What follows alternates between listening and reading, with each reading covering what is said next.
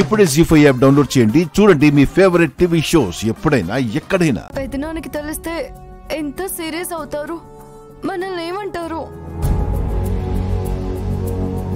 పెదనాన్న నీ మీద కోప్పడతారు కదా, నాకు తెలియకుండా నువ్వు ఇది ఎలా చేసావని. పెద్దమ్మ, ఇప్పటి వరకు జరిగింది చాలు. నా వల్ల మీరందరూ ఎందుకు మాటలు పడాలి? నా కోసం పెదనాన్న దగ్గర నువ్వెందుకు చెడ్డదాని అవ్వాలి? ఆద్య, ఆ విషయాలన్నీ నువ్వేం ఆలోచించుకో. ఏం జరిగినా ఈ పెళ్లి జరగాలి. ఆయన కోపం ఉంటే ఒక్కరోజుంటుంది, 2 రోజులుంటుంది.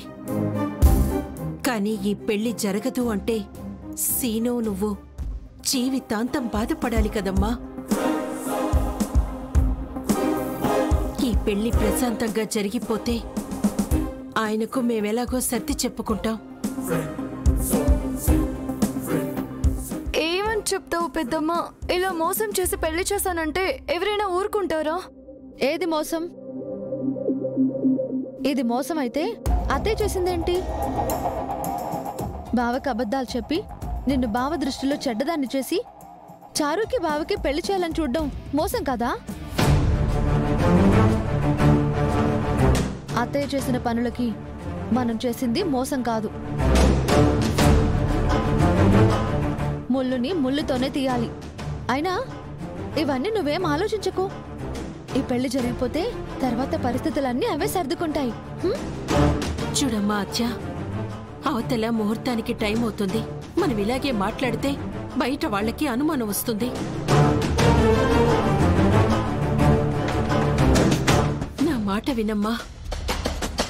నీకు మీ అమ్మ లేకపోయినా ఈ అమ్ముంది. నీకోసం మాట అంటుంది, 4 మాటలు పడుతుంది. రామా,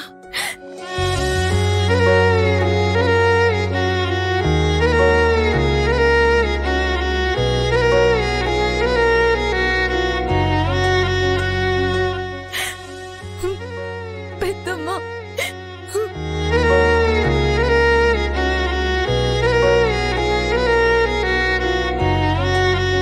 రామా, నువ్వు త్వరగా చీర కట్టించి తీసుకురా. త్వరగా రా, పద.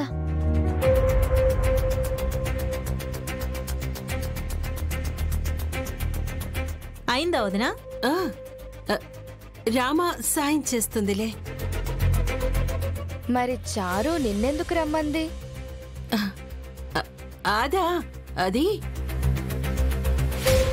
ఇందాక గాజులు పట్టకపోతే తొడిగాను కదా, కృతజ్ఞతలు చెప్దామని. ఏంటి కృతజ్ఞతలు ఇంతసేపు చెప్పిందా? మా చారు అంతే, ఏదైనా గట్టిగా చెప్తుంది. ఏంటి ఇది? ఏం జరుగుతుంది?